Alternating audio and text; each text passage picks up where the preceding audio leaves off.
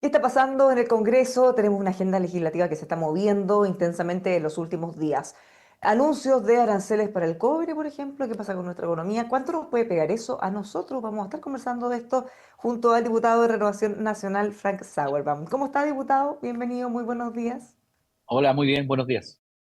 Bueno, tenemos estas cosas que comentar. Una muy breve, que no tiene que ver tanto con economía, pero que se ha generado algún ruido. El incidente entre los supuestos dichos del presidente Gabriel Boric al comandante en jefe de la FACH, de la Fuerza Aérea, que tenían que entregar antecedentes a fiscalía, se entendió mal. El comandante en jefe dijo que el presidente no tenía atribuciones para darles indicaciones. Luego la ministra Sí, del Piano aclara que en realidad nunca le dio ninguna instrucción, que solo fue una conversación dentro de un marco formal. ¿Qué está pasando con esto? Porque también se llevó al Congreso. sí, bueno, primero la parte legal absolutamente está claro que el presidente no tiene ninguna atribución para decir, insinuar lo que él pidió públicamente, pero el presidente cae nuevamente en esta tentación, como ya ha caído en otras oportunidades. No nos olvidemos que este episodio similar se repitió con Carabineros en su momento cuando hubieron denuncias en contra de la institución, llamó inmediatamente al general director para llamarle la atención en el fondo cuando él no tenía tampoco ninguna atribución para poder hacerlo, pero quiere dar en el fondo una señal de que él está por sobre las Fuerzas Armadas y Carabineros y por lo tanto hace este tipo de acto que más bien es una señal para su sector como diciendo yo soy el que mando. Ahora, en la parte legal, como te digo, no hay ninguna atribución que implique que el presidente de la República se pueda pronunciar respecto de estos hechos. Yo lamento esto porque de alguna manera esto fricciona a las instituciones y también las debilita. Entonces es importante que cada uno de nosotros cumplamos nuestro rol y no nos salgamos de este margen justamente para poder fortalecer la institucionalidad que es tan relevante hoy día, más que nunca. ¿Queda entonces esto como una anécdota o puede generar algún ruido, alguna molestia o eventualmente roce entre las Fuerzas Armadas? ¿O de aquí ya Yo pasó? creo, mira, yo escuché ayer las declaraciones de quienes estuvieron en la comisión. Se nota que obviamente hubo una cierta molestia de parte de las Fuerzas Armadas, porque obviamente es un tirón de orejas que no corresponde, de mi punto de vista.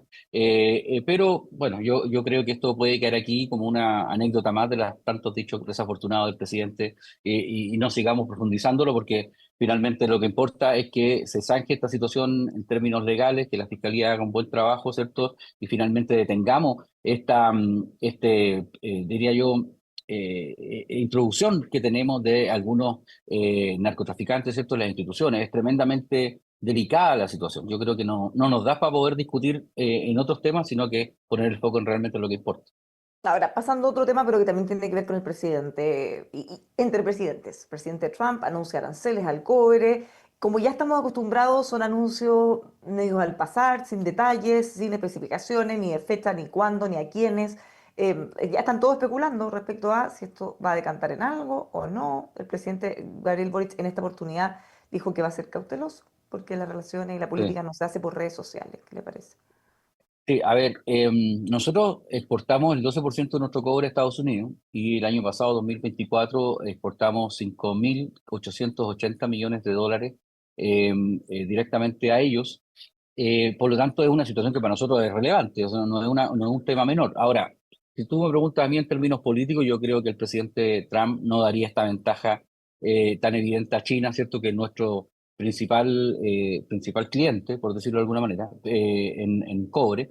Pero yo creo que sí, el presidente Boris, bueno, de nuevo se dejó vencer por la tentación, ¿cierto?, de marcar sus diferencias con el presidente Trump en términos ideológicos. Esto nos ha costado caro, que el presidente haya ido al BRICS, como nosotros lo dijimos hace unos días. La sola presencia de Chile provoca molestia a países como Estados Unidos que nos ven sentados junto con Irán. O sea, una cosa bastante poco explicable para las relaciones internacionales de un país como Chile, que ha mantenido, ¿cierto?, una posición clara en estas materias. Y por lo tanto, el presidente Trump reacciona y ya lo había advertido, había dicho, ¿cierto?, que quienes vayan al BRICS van a tener que asumir las consecuencias. Entonces nosotros esperamos que efectivamente esto se converse, que no sea anuncios por redes sociales y que finalmente en la mesa se puedan tranquilizar los ánimos. Afortunadamente al presidente ya le quedan pocos meses en el gobierno y nosotros esperamos que la relación con Estados Unidos se fortalezca más que se debilite en el próximo gobierno, porque ya hemos tenido demasiados desencuentros y yo creo que es importante que Estados Unidos como país sepa que Chile ha tenido una larga tradición de buenas relaciones y de amistad con ellos y que no lo vamos a debilitar, ¿cierto?, por las opiniones personales del presidente, que más bien le habla a su grupo identitario que a los intereses generales de la nación. Bueno, él señala que la política no se hace por redes sociales, pero en distintas oportunidades lo hemos visto que tuitea rápidamente, bueno, a propósito también de lo que ocurrió con Irán y Estados Unidos, él fue de los primeros mandatarios del mundo en hacerlo. ¿Marcará quizás esto un cambio o se estará dando cuenta que está teniendo algún impacto la forma en cómo él está actuando? Porque hay decisiones que son personales, que pareciera que pasan por encima o son respaldadas en realidad por la gente que trabaja con él, pero no de la misma forma como estábamos acostumbrados antes. Como por ejemplo haber ido insistentemente al BRICS, pese a que incluso no había ido ni siquiera el presidente de China, tampoco el de Rusia. Sí, sí, yo creo que él ha tratado de instalarse como una suerte de líder internacional, contraponiendo posiciones con Estados Unidos.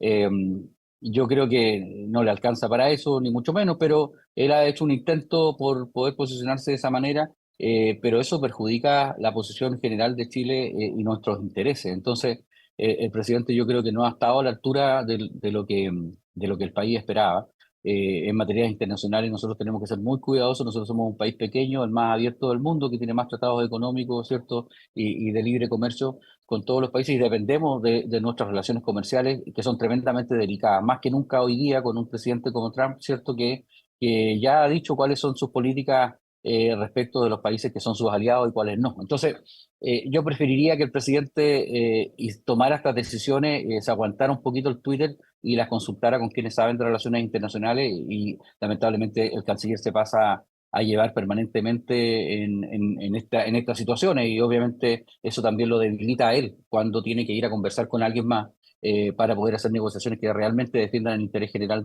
del país. Esto no queda aquí en la cumbre del BRICS porque se está organizando el gobierno de la mano del presidente Gabriel Boric un encuentro en Chile por la democracia con algunos países como México, con presidentes también de Colombia, España, que está muy cuestionado en su propio país por temas de corrupción. ¿Qué le parece eso? Está emulando a lo que ha hecho, lo que hizo Chávez en su momento. Chávez hizo un encuentro también similar para resguardar la democracia, ¿cierto? Con puros, presidentes de izquierda.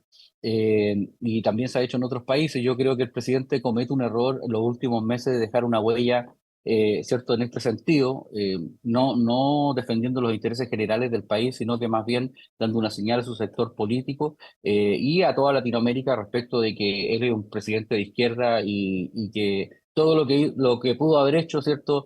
Que se salía de ese marco, digamos, en realidad, era momentáneo, y que lo que realmente él piensa es que él tiene una doctrina claramente y la quiere dejar claramente establecida en este tipo de encuentros, que yo creo que le hacen un daño al país y a nuestra máquina internacional.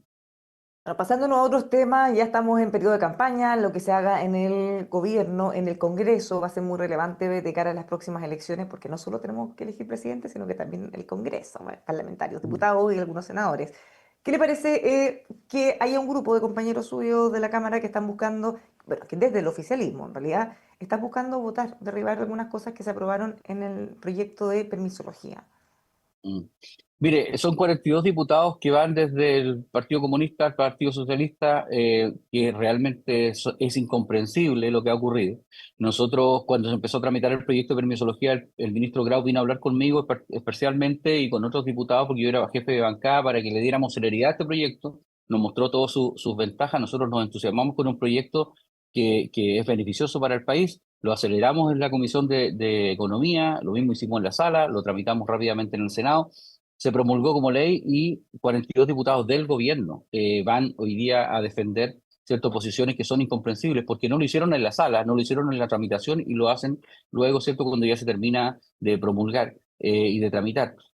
Yo creo que aquí hay un error conceptual, por un lado, y segundo, hay una intención, electoral de estos diputados, porque al gobierno le quedan 6 meses.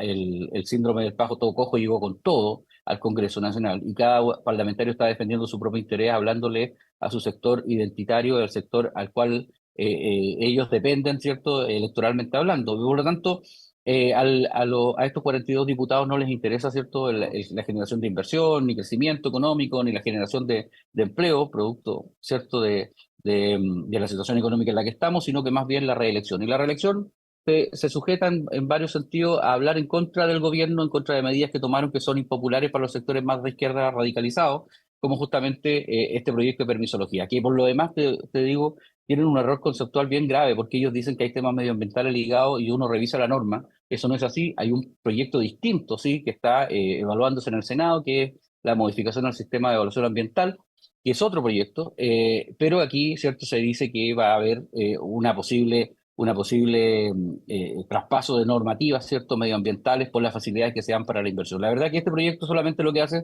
es acortar los plazos, es definir castigos y silencios negativos y positivos, y una serie de otras normas, ¿cierto? Justamente en el sentido de poder acortar los plazos para hacer inversión y nuevos negocios. En ningún caso, ¿cierto? Se transgreden las normas medioambientales y por lo tanto es solamente una señal política que ellos quieren dar. Yo espero que, como dijo el ministro Grau, bueno, está dentro de sus facultades, pero nosotros esperamos que este reclamo se rechace finalmente porque no tiene asidero, pero además es una muy mala señal política para quienes hacen inversión en Chile, porque seguimos teniendo un grupo muy radicalizado que se opone a este tipo de normas, que eran normas relativamente simples, Bárbara, porque no son tremendas normas ni tremendas modificaciones, pero sí tienen que ver básicamente con permisos y burocracia que se termina de una vez, justamente para poder dar más certeza jurídica a quienes hacen inversión. ¿Cómo se puede ver esto desde el punto de vista político respecto a que hay un claro necesidad, una clara necesidad de potenciar el crecimiento? Esto va a ser un eje de campaña, sin duda, junto con los temas de seguridad. Y mientras que la candidata obviamente va a querer decir que ella va a proponer y que va a impulsar el crecimiento, tiene parlamentarios de su sector, de hecho, el sector más cercano, porque son del Partido Comunista, varios de ellos, rechazando este proyecto, que además es un proyecto de gobierno, es un proyecto del ministro Grau. Sí, mira, aquí hay dos líneas que la candidata del gobierno ha tratado de impulsar, ¿cierto? Que es el crecimiento económico y la seguridad pública.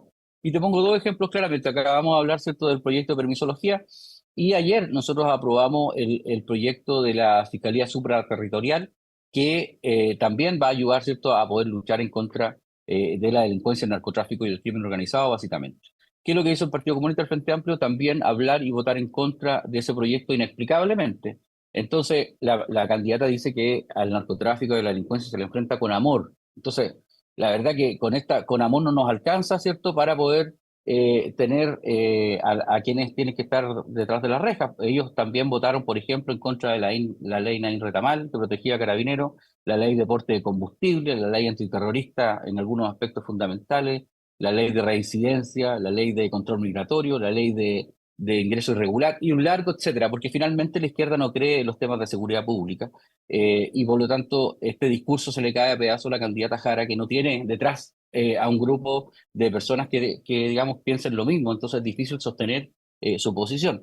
En el tema de inversión y crecimiento económico, el gobierno del presidente Boris va a ser quien más desde el año 90 ahora nos van a dejar una mayor cantidad de cesantes. Nosotros tenemos aquí unos números que hemos conocido, ¿cierto? Tenemos hoy día 917.000 cesantes y este gobierno, si uno suma y resta, la creación y la pérdida y la destrucción de empleo va a dejar a 169.000 nuevos cesantes.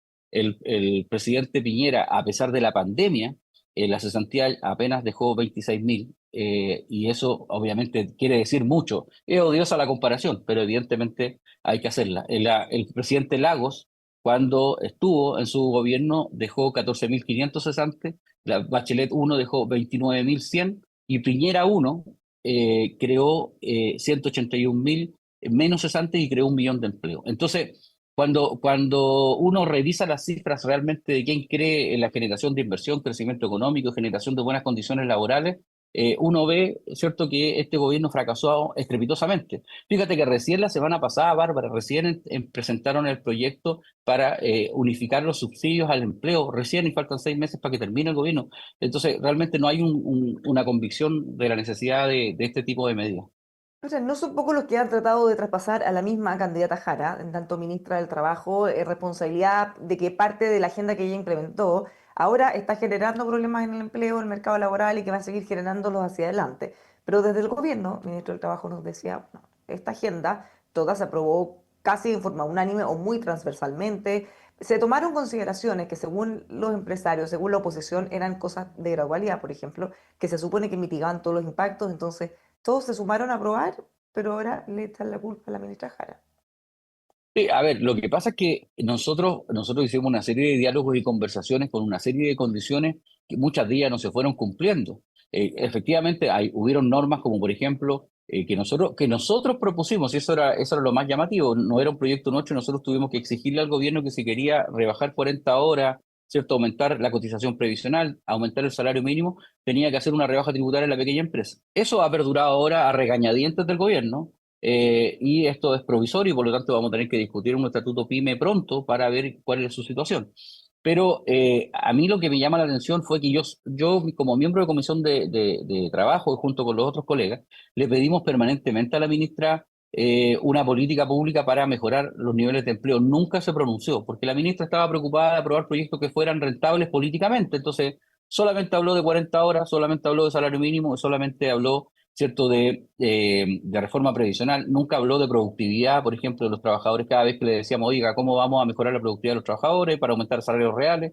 Siempre hubo una evasión de esos temas que eran realmente los profundos en el mercado laboral. Entonces, claramente no hubo una intención de proteger el mercado laboral, más bien había una intención de tener réditos electorales con medidas que son tremendamente populares. Ahora, a mí me extraña que el gobierno no le haya puesto prioridad al postnatal de un año. Afortunadamente, digamos, se ha pronunciado en contra o ni siquiera se ha pronunciado en la Comisión de Trabajo, pero a mí me llama la atención, ¿cierto?, que la ministra Jara tampoco se pronunciara respecto de eso, porque ella estaba buscando medidas populares básicamente para poder tener una oportunidad como la ha tenido ahora. No, algunos le cargan la mano a ustedes también por haberle entregado esa tremenda plataforma a la reforma de pensiones. Desde la Sí, oposición, de hecho, desde su más a la sí, derecha, claro. les Sí, pasan pero la cuenta. la reforma de pensiones es una reforma que era absolutamente necesaria y le íbamos a tener que enfrentar en algún momento, pero también recordar que la reforma de pensiones es absolutamente distinta de la que ella finalmente propuso. Ella propuso inicialmente establecer un sistema de reparto, quedarse con la propiedad de los fondos, perder la posibilidad de que sean heredables, perder la libertad de elección. Todo eso quedó zanjado en la discusión. Claro, se transforma en un trampolín político para ella, pero evidentemente si uno revisa el proyecto de ley no tiene nada que ver con lo que ella propuso inicialmente, así que debiera avergonzarse un poco ahora de decir, Bárbara, que va a terminar con las AFP, cuando con este sistema se profundizó el sistema de capitalización individual y hoy día más que nunca los chilenos están conscientes del rol que juegan los fondos de pensiones. Esa es otra crítica que les hacen porque se suponía que con esto se zanjaba el tema de pensiones, pero la misma ministra, ahora candidata, ha dicho en todos los tonos que esto no, esto era solo un paso a lo que ella va a seguir buscando hasta que tenga los votos para hacerlo, que es terminar Mire, con a la mí, AFP y buscar un sistema de reparto, cosas que se parezcan más a lo que ella quería hacer mm, inicialmente. A mí no me sorprende porque la ministra Jara representa el corazón del octubrismo y va seguramente a empezar a hablarle de nuevo a estos sectores más radicalizados muy sutilmente, pero ha sido muy cautelosa porque el otro día daba entre risa y pena ver al Partido Comunista hacer un punto de prensa celebrando su triunfo con puras banderas chilenas. No había ni una bandera del Partido Comunista, ni una bandera mapuche, ni una bandera de las diversidades sexuales y puras banderas chilenas que en otro momento la usaron para otras cosas. Y de verdad ella se está vistiendo hoy día con ropa ajena justamente para tener alguna opción. La verdad que nosotros creemos que ella no ha renunciado a todo el proceso que vivimos constituyente, a todas sus ideas fracasadas, y por eso es un peligro que nos gobierna el Partido Comunista y ojalá que los chilenos lo entiendan así. Diputado, otro tema que también se ha discutido, aunque ya más a nivel técnico que a nivel de masa. La encuesta CACEN se iba a entregar normalmente en julio, agosto. El gobierno ha anunciado que dado que hay un cambio de metodología que se les ha propuesto, van a aplazar el resultado hasta enero del 2026. Esto ya había ocurrido antes que se postergara la entrega del resultado para no entregar en el fondo una cifra y después otra y se genere confusión. El punto es que justo estamos en medio de una elección. Si es que los datos Mm. vienen malos, algunos especulan que lo quieren traspasar para después de la elección y no para antes. ¿Qué le parece este cambio metodológicamente? Si es que hay algún riesgo político, ¿cómo lo ven? Sí, es que lo que pasa es que cuando uno revisa las cifras que están entregando hoy día es muy por sobre las cifras, ¿cierto?, que nosotros estábamos acostumbrados. Nosotros en Chile estábamos acostumbrados a un 6, un 8, un 9, pero hoy día la cifra que se entrega con la nueva metodología llega al 22% de los chilenos. Entonces, evidentemente, si, De si se pobreza hace extrema. claro, si se hace una exposición de esas cifras, el riesgo político para el gobierno es obvio, es inminente. Entonces, prefieren resguardarse, ¿cierto? Y esperar después del resultado electoral y hacerlo después. Pero también decir con toda franqueza, estas cifras son cifras que son dadas a la nueva metodología, pero también, siendo bien franco, también es producto de los niveles de cesantía y informalidad que tenemos. Tenemos, como te decía, 917.000 cesantes y 2,5 millones de chilenos trabajan en la informalidad sin contrato laboral, sin prestaciones sociales, y por lo tanto, un margen importante también tiene que ver con el aumento real de la pobreza, que aunque lo midiéramos con el método antiguo, igual tendríamos un aumento importante. No, y también convengamos que la última CACEN venía influenciada por los IFE, por ingresos de Claro. emergencia de la pandemia, entonces tampoco era una cifra quizá que se ajustaba realmente a la realidad. Diputado, no, muchas gracias por conversar con nosotros. Quedan muchos temas, pero lo vemos pronto. Muy bien, pues muchas gracias a usted. Muchas gracias. Los dejamos invitados a que sigan con nosotros aquí en emol.com.